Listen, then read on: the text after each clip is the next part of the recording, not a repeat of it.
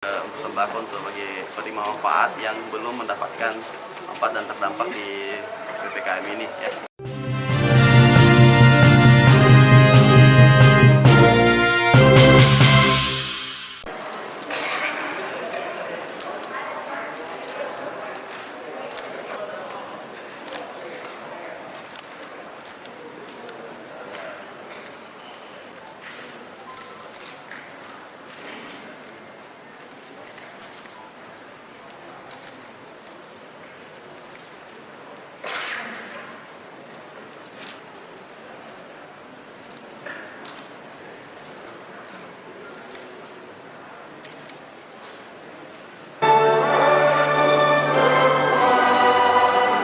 Yang saya hormati pula Bapak Ibu, 23 Agustus pukul 10.00. Karena nantinya setelah penyerahan ini para donatur memberikan arahan secara optimal. Nah, hal penanganan pandemi COVID-19 khususnya pemulihan ekonomi. Tentunya kami daerah kita khususnya pendapatan daerah dan dengan pemulihan ekonomi. Diserahkan oleh Direktur Kredit dan UMKM PT Bank Sulsel yang mewakili para pelaku usaha BUMN dan BUMN kepada PLT Gubernur Sulawesi Selatan didampingi para anggota Paluku. Selanjutnya Kabupaten Bulukumba.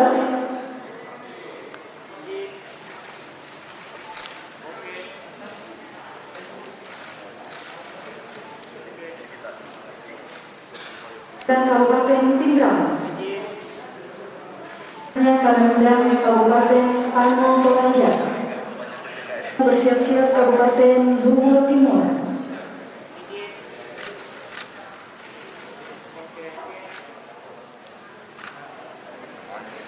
Kabupaten Takalar.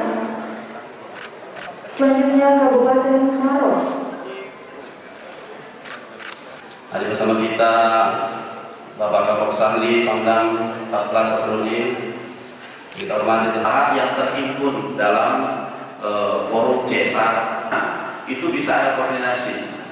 Paketnya apa yang dikasih dan kemudian bagaimana modelnya, kemudian bagaimana waktu NTB sekarang kita lakukan lagi ke depan, bagaimana lagi formatnya, sebagainya. Tolong di ensure bahwa dipastikan yang diberikan ini adalah ya ini kita fasilitasi ya CSR dari perusahaan, dan tentu ini langsung ke untuk sembako untuk bagi penerima manfaat yang belum mendapatkan manfaat dan terdampak di PPKM ini ya. Sekitar 10.000.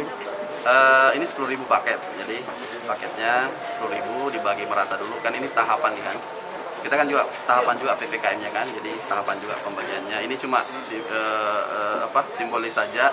Kita mengawali untuk mengajak semua perusahaan-perusahaan juga, tentu yang sehat secara neraca untuk kemudian membantu saudara-saudara kita yang terdampak ya. Ini gotong royong sebenarnya sih ya.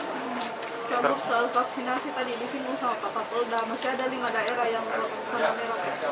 Apa itu? Vaksinasi dengan di bawah 20. Ya, memang vaksinasi ini sebenarnya ada yang rendah karena jumlah penduduknya besar memang ya, seperti Kabupaten Goa, seperti Kabupaten Bone, kemudian Jeneponto juga besar ya wilayah daerahnya. Nah, jadi sebenarnya pada dasarnya ini terkait masalah jumlah juga, dan tentu kita dorong saja dengan cadangan yang kita miliki. Arahan Kapolda untuk bikin perda terkait vaksinasi. Ya sudah lama kita sampaikan ke DPR, dan tadi Pak Ibu Ketuanya sudah, karena pertama kali beliau memang menyampaikan di Sulawesi Selatan bertugas memang langsung mendorong itu.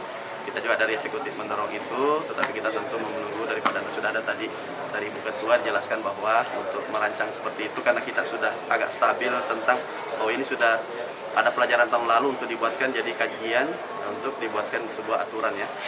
Memang begini kan kemarin waktu darurat referensinya agak susah untuk membuat aturannya, tapi sekarang kan sudah ada, sampaikan tadi Pak Kapolda, ini kan sudah lama jadi sudah bisa dibuatkan untuk sebuah acuan ya, supaya ada juga dasar-dasar ketika ada sanksi ataupun pemberlakuan aturan ataupun pengetatan dan sebagainya. Pak, apakah akan dibangun laboratorium PCR di setiap kabupaten kota? Kita sudah ada beberapa mewakili, kayak di Bosowasi sudah ada Sopeng, juga ke kayak misalnya Jata Parang sudah ada Parepare, juga kemudian beberapa wilayah lain. Artinya kita melihat memang ini sesuai dengan kebutuhan ya, jangan sesuai dengan keinginan, karena wilayah-wilayah kita kan yang banyak terdampak itu kan wilayah aglomerasi dan perkotaan, dan tentu juga ini kalau misalnya kayak di Luhut Timur kan ada dibantu juga kerjasama dengan Vale ya kalau tidak salah. Nah ini paling tidak kita melihat daripada case-nya ya. Kita juga ada mobile combat kok bisa dipakai kalau misalnya ketika hal itu adalah mendesak dan kemudian dibutuhkan. Tapi kita lihat, kita pelan-pelan karena kita tidak tahu berakhirnya barang, maka harus ada kecerdasan sedikit atau cermat untuk bagaimana merencanakan sebuah planning untuk penanganannya. Oke? Rencana tempat vaksinasi paten, Pak. Apa itu? Rencana tempat vaksinasi paten. Paten untuk? Paten untuk melakukan vaksinasi di Makassar. Agar tidak berpindah-pindah lagi. Kita akan melayani dulu kelompok-kelompok komunitas, jadi kita berdiskusi dengan Bapak Kapolda juga memberikan masukan bahwa memang kelompok-kelompok ini lebih mudah untuk kayak SMA, kita datangi langsung ke sana, sudah siap semua perlengkapan, setelah itu kita pindah lagi supaya orang itu tidak berkumpul sebenarnya. Karena kalau kita langsung standby satu tempat, mereka semua datang, itu kita takutnya mereka ya, jadi kalau kita yang datangi per spot-spot itu lebih tidak terlalu banyak yang berkerumun ya.